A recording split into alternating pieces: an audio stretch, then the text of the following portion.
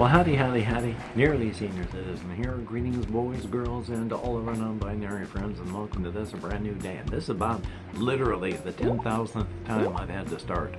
Oh my God, it has been a great day. But actually, it has been a great day, because after I got out of bed, dressed, and, well, I wash, starting at the top of my head and working on down to hit all the trouble spots, because I can't shower every day, so I sponge bath every day with a couple of washcloths. Got myself dressed, charged out the door. Past couple days, it has been warmish and sunny most of the days. A little bit of overcastness, but largely sunny and warm-ish for me, warm, 60s and 70s. And I've been cocooning. Well, this morning it is wet and raining and windy and gray and overcast and chill, and I went out for a full walk. I went on the path that goes along the stream. I went on like the 3.5 mile trip that goes along a couple blocks here.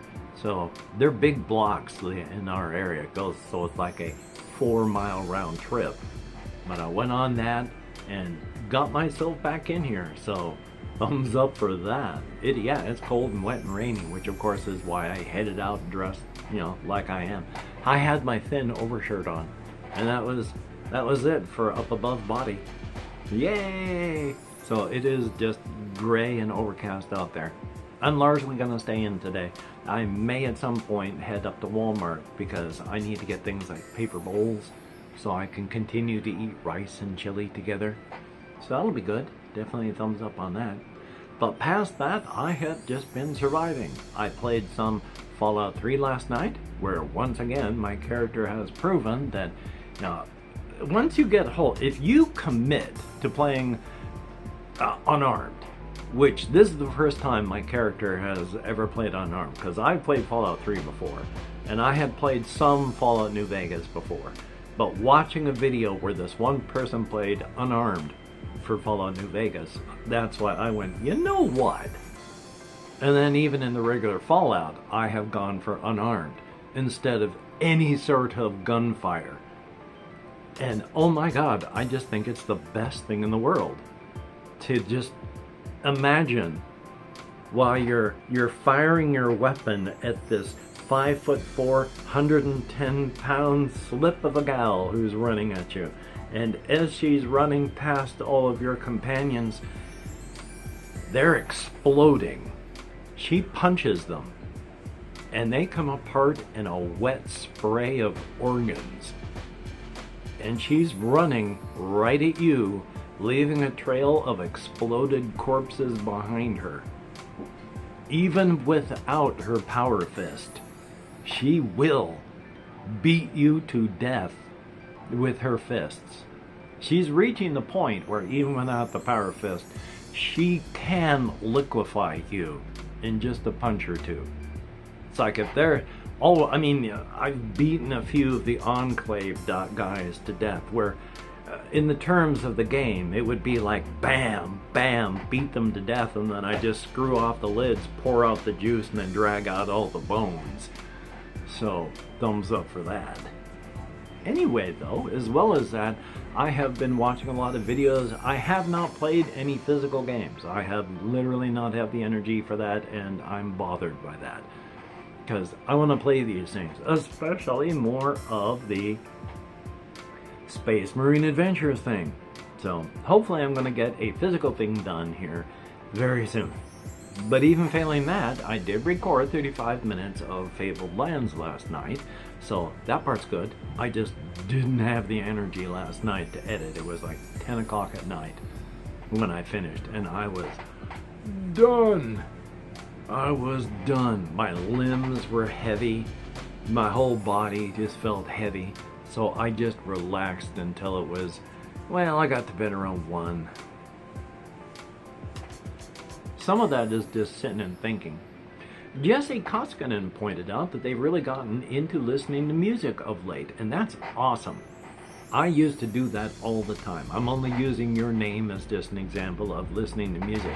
I used to have a huge music collection. Albums, back when they made them, tapes, CDs. I have had vast music collections in the past. I haven't for some time anymore. And the older I've gotten, the more I find myself sitting in silence. Where even music can just be irritating, and I just choose to sit in silence. Now, part of that, though, is your brain actually does need periods of silence, and a constant barrage of noise isn't good. So times when you're not listening to music is actually okay and good. It may be annoying or boring or whatever, but it's good for your brain. But I will find myself sitting in silence. When do I listen to things? Usually in the morning as I'm getting ready for stuff, I'll turn on some videos. What kind of music do I like to listen to? Just about everything. It just happens to be what I'm into at the time. I had been playing, just whenever I played any music at all, it was that one person or group or performance act or whatever that is. Like TRH, and then there's an A with 2 dots above it, and then everything past that uses symbols that aren't even in any language. And it's a lot of incoherent screaming, and it's beautiful, and I love it. And all the way down to I like some country western type stuff. More of the older country western. Back when I was in the military in 1982, long time ago. But there was this one song, Jose Cuervo, by, I can't remember what the heck this person's name was, but it was a song about Jose Cuervo, you are a friend of mine. I like to drink you with a little salt and lime. And then it's just that. It's a song about drinking tequila. It's not gonna pop. There we go. My knuckles stick. Just on these here. Sometimes this one, but usually just these. So thumbs up. But all the way to Beethoven. I listen to some punk. There's the emo. There's metal. I listen to almost anything. It just has to be something that's interesting for me.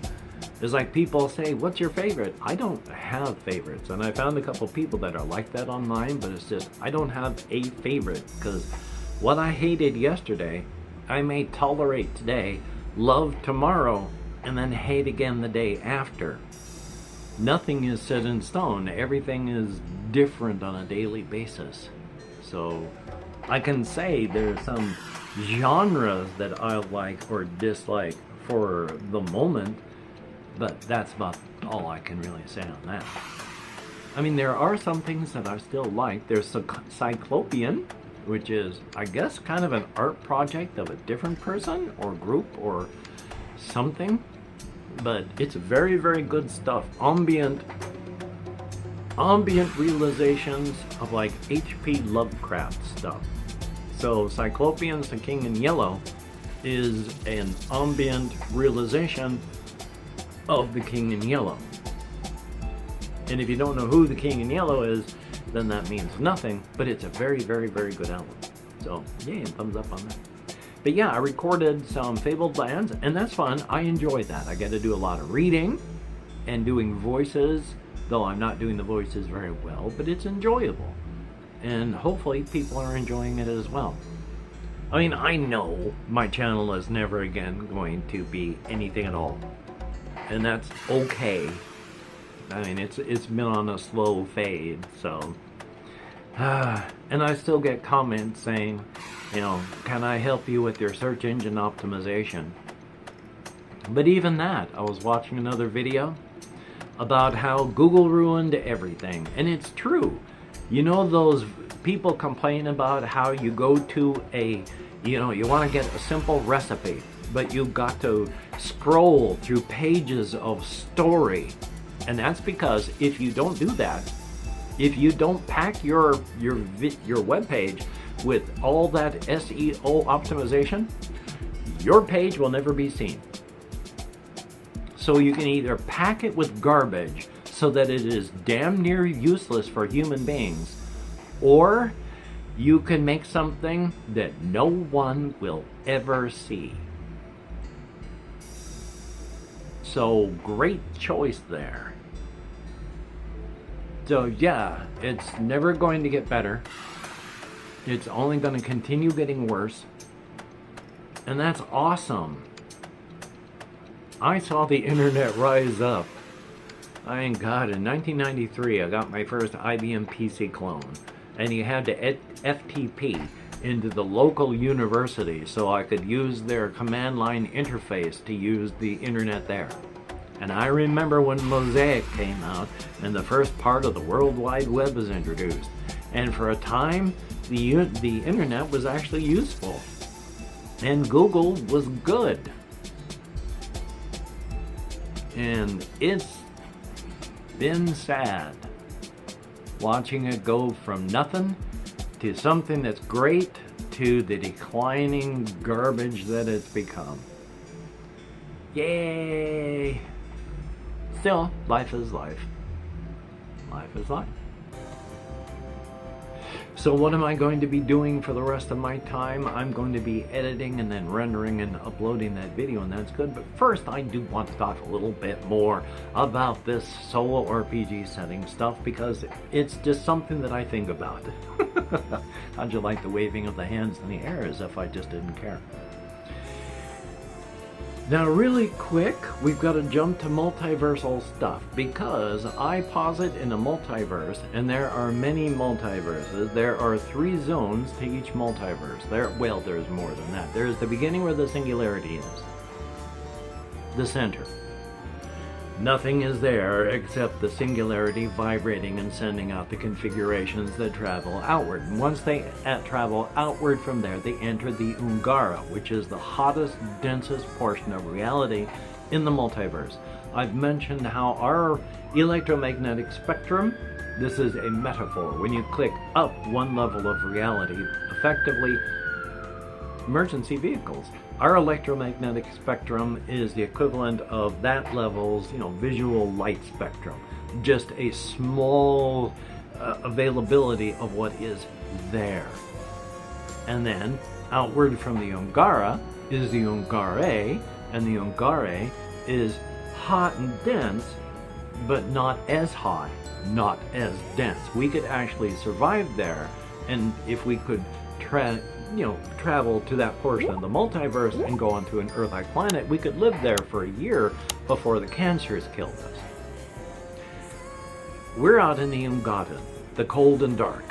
Nothing comes out here, basically. It's just cold and dark. For the cosmic horrors and beings like that who travel, who can travel in the Ungara, the hottest and densest portion of the multiverse, which when you're there, relative to everything, it's like just the world. But if they traveled to the Ungare, that place would burn. It would take a time, but it would be destroyed. If they traveled out to us, we would burn to ash, and quantum ash in a moment. So they don't come out here. They send things out to do jobs, and they can do it, but they don't really have a whole lot of interest in the cold and dark. So those are the 3 zones of the multiverse, which there's actually a different one, but I'll talk about that one on another day. Now, why was I bringing that up? Trying to remember. Oh yes, because in the multiverses and all that, still, my solo RPG setting is a part of the other setting with the inside, outside, Razor's Edge, which also includes the cryptid setting. It's all a part of that. It's all tied together. But within this setting, I have posited that there is this world. Now, the Dwaylen are the most advanced of them. They have had the most time in a fun, happy place and in comparison to the other races. But even that is a short head start, and the race has only really started. So they're not advanced in a huge way, but they have well-maintained roads between the largest cities, and smaller roads are maintained by the smaller towns and villages, but the big roads are maintained by the big cities, the big nation states. And so they've got transportation and trade goods. And while they are still largely using horse and cart, they're starting to experiment with like steam combustion and rail. So things are getting ready to change technologically. They're just not there yet. For the Goya, down in the southern continent, the human types, they haven't had as much time as the Duelan. They were a split off from the Duelan, and so not a big head start, but a head start that they had. We developed from them and have just become our own people. But in the continent that we are spreading out on as human beings, as Goya, it is very temperate, very jungle-like, a lot of jungles, marshes, swamps, huge things like that. Gigantic place. Very, again, temperate and equatorial. Now, Carthcog, where the Hulat are, that place split off after the humans, but even at that, they've been moving out of this very inhospitable area where they were trapped for a very long time, like tens of thousands of years. And now they're going downward into the larger part of the continent of Carthcog. But just like the northern and southern continents in our world, if you start up in the ice of the north, you go almost all the way down, or is it Africa or South America? One of those that where it's just a very little bit, in fact it's probably both, between the land of the southern continent and the ice there. So on the northern continent it's almost all the way down. Carthcog's like that. They go up and they've been hitting ice, they go down and they haven't hit the end of down yet. Not a huge amount of exploration yet, because they're more us and them instead of us versus them.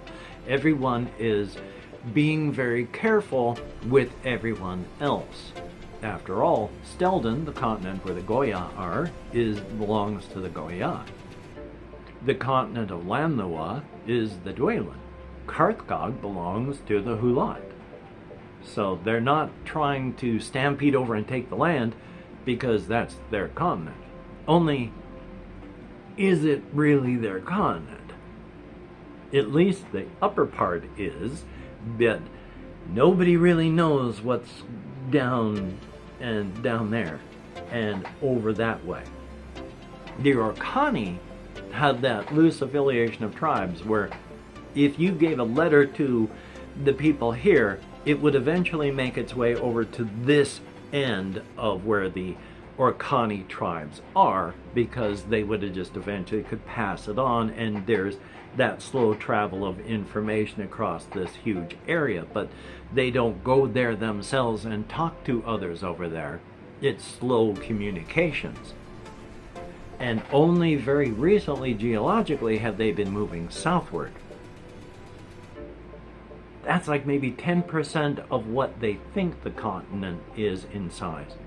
How big the continent really is, nobody has any real idea. What might be in it? Nobody has any real idea. But there's a lot of other weird stuff. After all, there's the settlement of Tuatha that the West Adania Merchant Group, they split and took a bunch of people about 1,000 kilometers south into the now settlement of Nagrat. And it's around in an area of forest that Nagrat is an Apani word for home, but the forest around there, Agranek, is an Opani word, not Opani, Habani word, meaning mysterious or foreboding. But words, they mean mysterious and foreboding as in location, not mysterious and foreboding as in a person, or mysterious and foreboding as in an object, or mysterious and foreboding as in a time. No, they mean mysterious and foreboding, Agranic, however I pronounced it, as in a location. And this forest is very odd. Yeah, that's why there is far more there than there is there. So you've always got something new, even in places you think you've properly mapped out and figured out. No, you haven't. No. Maybe you thought you'd picked this place clean over the past 20 years, but you move a chair, you find a door, and suddenly you discover this place is actually 3 times larger than you thought it was. Filled with stuff, and creatures, and adventure. Now the murder hobos, player characters, the idea is, well, once again, I'm going to jump back too, because I hadn't finished with Tawafik, and then they come down to Nagrad. Nagrad got out of control of the West Adania merchant group very quickly, because once the Apani found out about it, they started moving in to make farms, because they like farming, and farming is something that is good, and they'll farm, and they started moving in, and others started to do things, and before long it started turning into an actual settlement. So people are moving there to live, because people do travel places to emigrate and immigrate into. That's why you will find Goya up moving into Lanlua and over in Carthag. You'll have people from Carthag living over in Lanlua and in Stilden. And then the Elvandri, who are the Dwarven type race who came up all around the world. Those of them that have survived on Carthag consider Carthag to be their home, which, it's only been a couple hundred years, and the death toll among the Elvandri was horrific when they came up from the Earth, because, well, 70% of the planet's covered in water, so 70% of the Elvandri came up underwater and all of those drowned. And there's lots of places, most of the planet, like any other planet, that's just inhospitable for life, and they didn't live through it there. And of the places that were on Carthag, well, that's a very inhospitable place in a lot of places, so not a lot of them lived through it there. So the ones of them on Carthag that survived, they live under the Orkani culture as well. Because if you didn't live. Now, there's going to be Elvandri that they have never come across that came up in Carthag that they haven't traveled downward to find yet. So that'll be all new and different. So yeah. Yay. Anyway, 23 minutes in, and I need to edit this, and I need to get the Fabled Lands thing done, and I need to figure out what I need to do in the rest of the world. So, hey. What do you say? If you are a Patreon patron, thumbs up and thank you. Your help is appreciated to know, and thumbs up and thank you. I can't put your names up here, and I don't think I have the spoons to do your names, but I might, so hopefully I do. Hey, right in the middle of editing, and I thought I would try this. So we're going to have 10 names here. We have from my patrons. There's Tom Haynes, Vince Rosario, Louis or Louis, I'm not quite sure, or however, I'm never sure, but Louis Gentilucci, and I definitely don't know how to pronounce Brianna Greyjoy. Oh boy. Chad Vinje, Vinje, Elim Garrick, Chris Anderton, Daryl Envin, Noah Genevieve Brown, and Ben Arrington. So those are more names. Thumbs up and thank you all. You're all beautiful and awesome people. But if I don't, then I'm sorry. But when you look in the mirror, you are beautiful and awesome. Physically, mentally, emotionally, spiritually. For everybody that leaves me comments, thumbs up and thank you, it is appreciated. I read every one of them that YouTube lets me know is here. I thumbs up every one I can, heart the ones I can't, and then try to leave a comment explaining why I can't if I can't. But I answer as many as I can, which is not as many as I want, but they are read and appreciated. Thumbs up, thank you. You are beautiful and awesome. Well, I am going to edit, render, upload, and edit, render, upload the other thing. So that's good. Yay, I still want to go walkies one more time. That'd be a good thing too, not just sitting all day.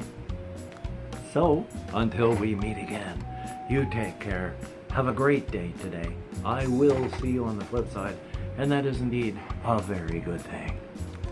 I mean, I got to bed late, but I feel like I slept, even though I didn't sleep well. So, you know, life. Hopefully you slept well though. Oh, and sports sunscreen, if you've watched this far, for both myself and the algorithm, that would be cool. I can't set that down. You take care, and I'll talk to you later.